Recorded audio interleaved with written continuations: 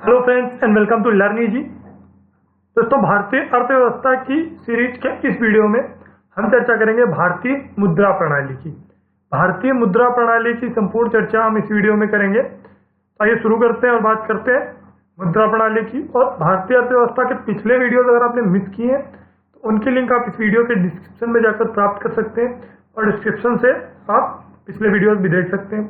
साथ ही साथ regular updates पाने के लिए चैनल को जरूर सब्सक्राइब करें और वीडियो को लाइक करें और अधिक से अधिक शेयर करें जिससे अधिक छात्र इसका लाभ अर्जित कर सकें। तो आइए शुरू करते हैं और बात करते हैं मुद्रा प्रणाली की।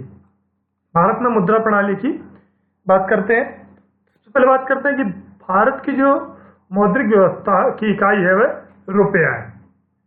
जो भारतीय मौद्रिक व्यवस्था की इकाई है वह रुपया है। तो भारत में जो मान्य मुद्रा है उसको रुपया कहा जाता है। फिर रुपया जो है वह भारत की मान्य मुद्रा है। जिस प्रकार अमेरिका की मान्य मुद्रा डॉलर है उसी प्रकार जो भारत की मान्य मुद्रा है वह रुपया है।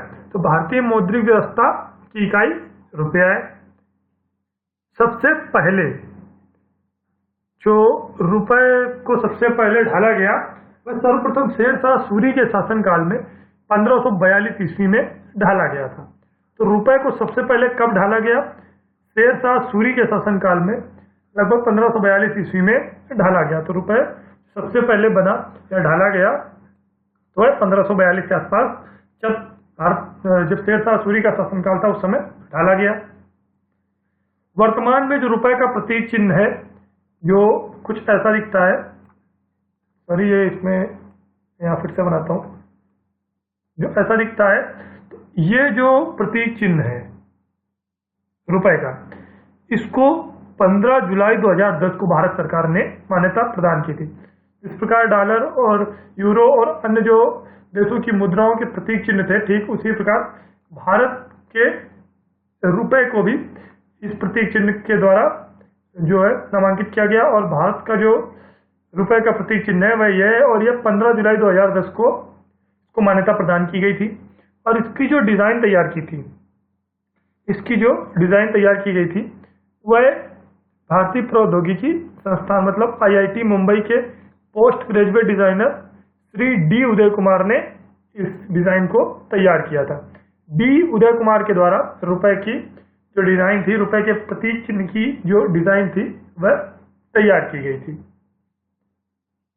आगे बात करते हैं, भारत में सर्वप्रथम पत्र मुद्रा का जो चलन आरंभ हुआ वह 1806 ईस्वी में प्रारंभ हुआ। भारत में सबसे पहले पत्र मुद्रा का चलन कब आरंभ हुआ? 1806 में आरंभ हुआ। और भारत में कागजी मुद्रा का जो प्रचलन आरंभ हुआ वह 1862 में आरंभ हुआ। तो जो पत्र मुद्रा का चलन आरंभ हुआ वह कब हुआ?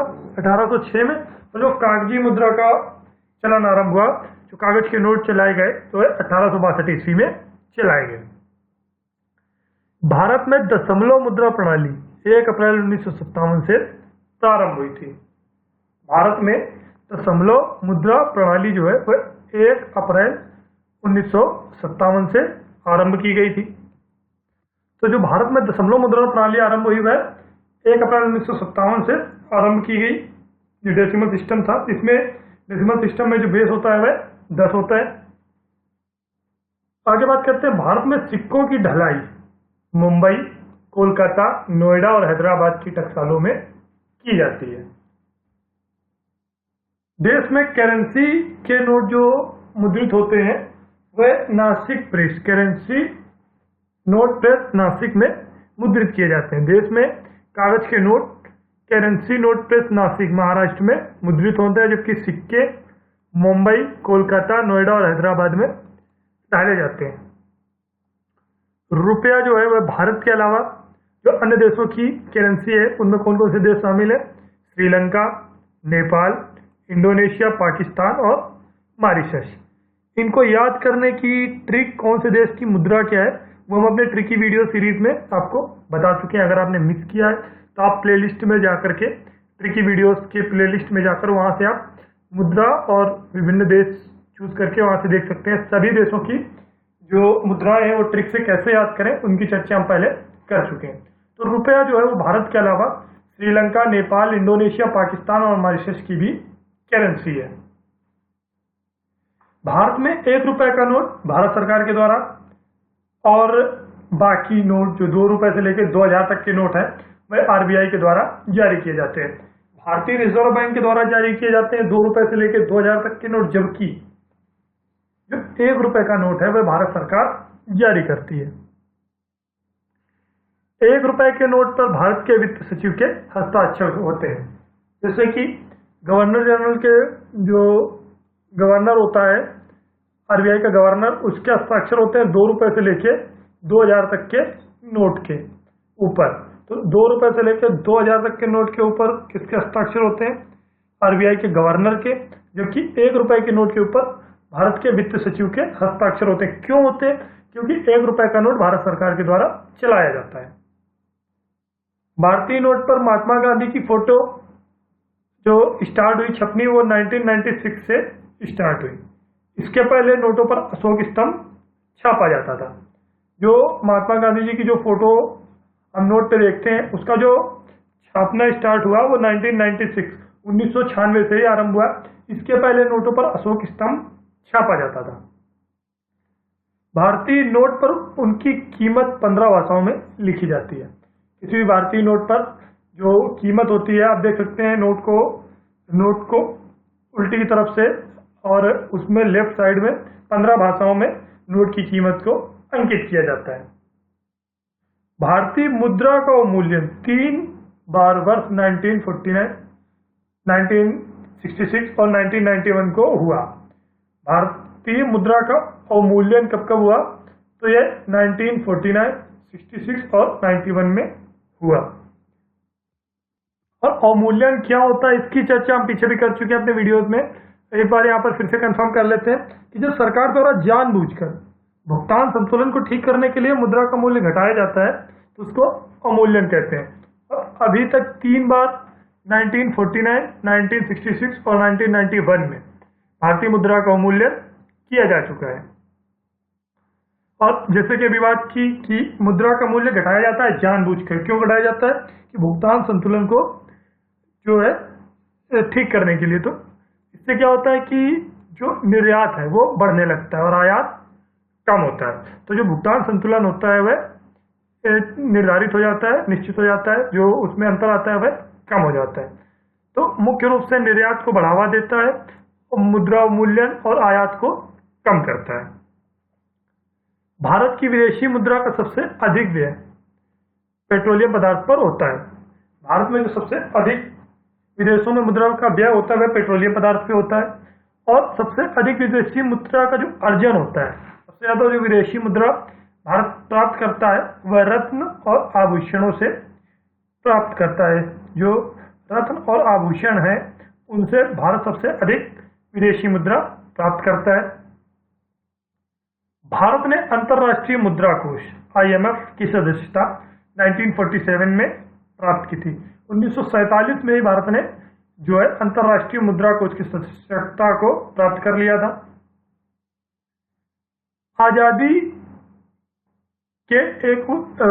के बाद सिक्के जो थे वो तांबे धातु के बनाए जाते थे, कॉपर के बनाए जाते थे। लेकिन बाद में 1964 में ये चेंज हुआ पैटर्न और जो सिक्के थे वह एल्यूमिनियम और स्टेनलेस स्टील के बनाने आरंभ हुए थे। मतलब 1964 के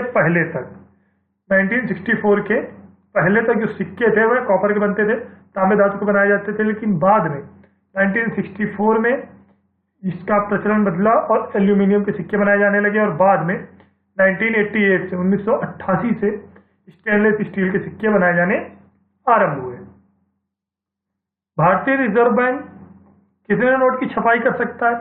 इसका निर्धारण मुद्रास्फीति, GDP ग्रोथ और रिजर्व बैंक के स्टॉक के आधार पर निर्धारित किया जाता है। मतलब ऐसा नहीं है कि आरबीआई जितना चाहे उतना ज्यादा नोट निर्गमित कर सकता है।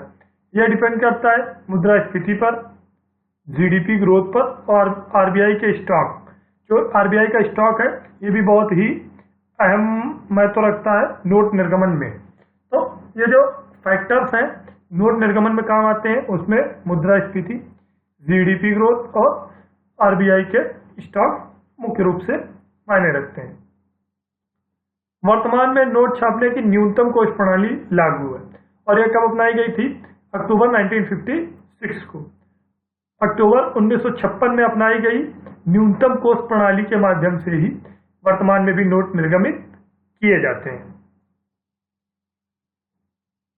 भारतीय रिजर्व बैंक मतलब आरबीआई ने अब तक सबसे अधिक मूल्य के जो नोट निर्गमित किए तो वो 10,000 रुपए के नोट थे।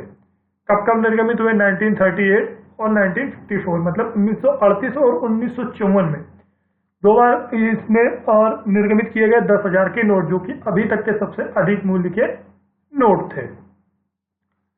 इन नोटों को 1946 और 1978 में बंद कर दिया गया था। मतलब जो 1938 में चालू हुआ वह बंद किया गया 1946 में, और जो 1954 में चालू हुआ वह बंद हुआ 1978 में। तो इस प्रकार 10,000 के जो नोट जारी हुए थे 2 बार, और दोनों बार बाद में बंद कर दिए गए। इसी से संबंधित हम चर्चा करते हैं नोटबंदी की। तो पिछले वर्ष नवंबर में, मतलब 8 नवंबर 2016 को प्रधानमंत्री नरेंद्र मोदी जी ने काले धन की रोकथाम के लिए पुराने 500 और 1000 के नोटों का चलन बंद कर दिया। मतलब जो नोट थे पुराने 500 के और 1000 के नोट, उनको बंद कर दिया गया। क्यों बंद कर दिया गया? क्योंकि जो ब्लैक मनी थी उसको कंट्रोल करने के लिए ये नोट बंद किए गए थे। और बाद में आरबीआई ने 500 और 2000 के नए नोट जारी किए। तो 2000 का नोट जो जारी हुआ और 500 का नया नोट जारी हुआ, इसमें पुराने 500 और 1000 के नोट पूर्ण रूप से बंद कर दिए गए। तो फ्रेंड, इस वीडियो में हमने चर्चा की महत्वपूर्ण मुद्रा प्रणाली की। इस वीडियो को देखने के लिए धन्यवाद, और अपने सुझाव में कमेंट बॉक्स में बताएं। साथ ही साथ रेगुलर अपडेट्स पाने के लिए चैनल को जरूर सब्सक्राइब करें।